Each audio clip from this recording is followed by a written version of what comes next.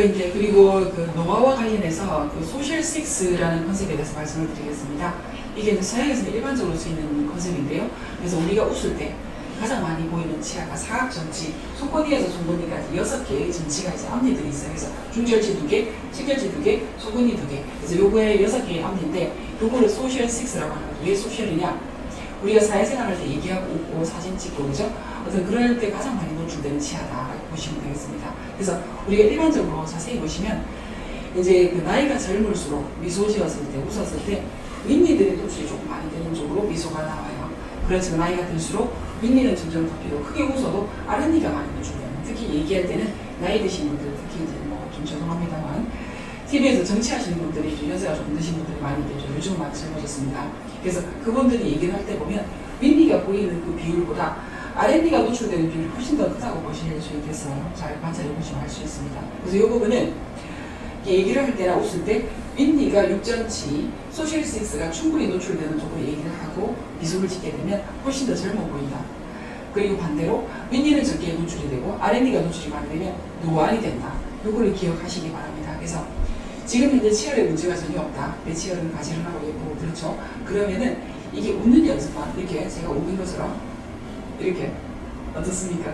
소셜 섹스가 보이는 쪽으로 더 노출이 많이 되는 쪽으로 자기가 입꼬리, 뭐 인묘운동, 미소를 짓는 연습을 거울을 보면서 이렇게 하시게 되면 훨씬 더 젊어 보이는 그리고 이제 동안이 되겠죠. 젊어 보이는 얼굴 유지를 하실 수가 있고 또 이런 분들도 있어요. 그래서 치아에 어떤 그런 문제들, 배열의 문제가 있어서 일부러 크게 안 웃으시거나 어떤 뭐 액션을 취할 때 치아가 최소한으로 노출될 수 있도록 치아가 많이 보일 것 같으면 손이 거기를 가려주게 되고 이런 식으로 이제 습관이 몸에 배이신 분들이 있는데 이런 분들은 그렇게 하지 마시고 그 앞니를 포함해서 어떤 치열의 어떤 그런 문제들을 교정 치료로 충분히 해소를 해서 정말 자신 있게 활짝 웃을 수 있는 그런 치아를 만들어 놓고 그리고 젊은 어떤 얼굴을 유지를 하시면서 젊게 생활하시는 것을 추천드립니다. 치아 교정을 하시는 분들 중에서 이제 젊은 분들도 있고 나이가 조금 드신 분들도 있어요. 그래서 젊은 분들이라고 하면 10대가 되겠고 나이 드신 분들은 20대 이후는 이제 성인이기 때문에 아무래도 그분들은 모철분이 있을 수도 있겠고 이제 이가 없는 부분이 있어서 중치든 동치든 뭔가 문제점이 발생해서 이를 빼게 되고 그럼 거기 빈 공간이 있을 수 있겠죠. 그러면 이를 먼저 해놓을 것인지 그러니까 보철물이나 내지 임플란트나 어쨌든 이를 먼저 해놓을 것인지 일단 교정을 나중에 할 건지 먼저 할 건지 이 부분에 대한 순서에 대해서 정리가 필요하다고 봅니다. 예를 들어서 그냥 일반적으로 생각을 해봐도 이해하기 쉬운 부분이 있어요. 예를 들어 지금 현재 부정교합이 심각하다. 이제는 그래도 적어도 본인이 불편한 정도의 부정교합이 구조화가 있다. 이렇게 생각이 들면 지금 이가 빠져있고 보철물 임플란트를 신고 그다음에 이제 보철물을 끼워 넣을 때쯤이 되면 지금 현재 부정교합이 있다면 그 부정교합에 맞춰서 거기에 딱 맞게끔 일을 해놔야 되겠죠. 그러면 부정교합이 생긴 치아가 하나 더 증가합니다. 하나 더 추가된다고 보시면 됩니다. 그렇지 않고 오히려 교정치료의 계획이 있다. 그러면은 교정치료를 해서 지금 현재 부정교합, 반대교합, 어떤 이런 부분을 충분히 해결을 한 다음에 그 임플란트나 어떤 보철 치료 계획을 세우는 것이 훨씬 더 그 치아가 하나가 더 들어가서 교합 자체가 더 완벽해지는 쪽으로 변화가 생길 수 있겠죠. 예를 들어서 이를 빼놓고 나면 그 주변의 치아들이 눈에 보이지 않는 어쨌든 어떤 비열의 변화가 생길 수밖에 없습니다. 어금니 쪽에 이가 없으면 어금니들이 많이 앞으로 기울어져요. 그러면 그 치아를 실제로 해놓으려고 하면 원래 크기를 회복을 해야 되고 그러면 공간이 좁아져 있는 상태이니 이 부분이 교정적인 치료를 고려하지 않는다면 치아를 삭제를 해서 치아에서 공간을 확보를 해서 양쪽을 씌우거나 아니면 그 치아 하나를 임플란트 고정해놓는 방법이 있을 수 있겠습니다. 그렇지만 전체적인 비열이나 부분적인 비열이나 비열이 흐트러져 있을 때는 원래의 비열 상태로 부정비열이 없는 상태로 비열을 치아를 세우고 이동시켜서 확보를 정상적인 방법으로 치아를 깎거나 하지 않고 정상적인 치아 이동을 통해서 공간을 확보를 하고 그 다음에 임플란트를 침입을 해서 크라운을 하는 것이 훨씬 더 비용적인 측면에서나 치아를 보존하는 데서는 훨씬 더 유리하다 이렇게 말씀을 드릴 수 있겠습니다.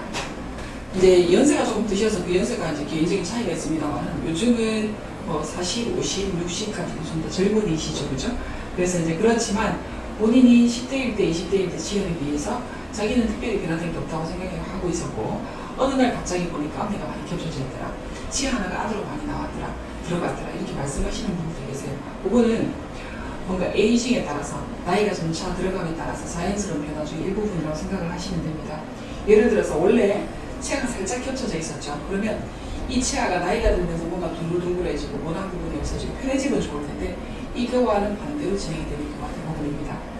예를 들어서 우리가 치열이 어금니도 있고 앞니도 있지만 씹는 기능을 하다 보면 어금니 쪽이 훨씬 더 많이 씹게 되죠. 그리고 씹는 기능을 하는 것 자체가 치아도 기능을 함으로써 마모가 된다 이렇게 보시면 돼요. 그러면 치아가 씹는 면이 당연히 마모가 되겠죠. 치아 음식을 많이 씹어야 되니까.